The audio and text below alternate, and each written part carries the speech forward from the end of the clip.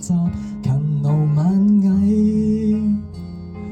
問到就快虛耗了一世，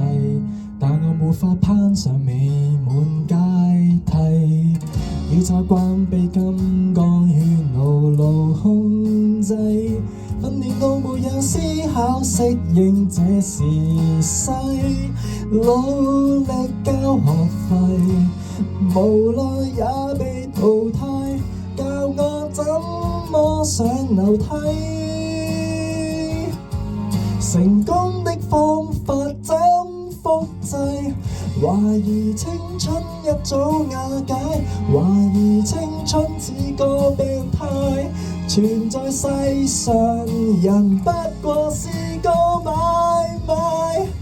懷疑出生都心有鬼，懷疑出生我已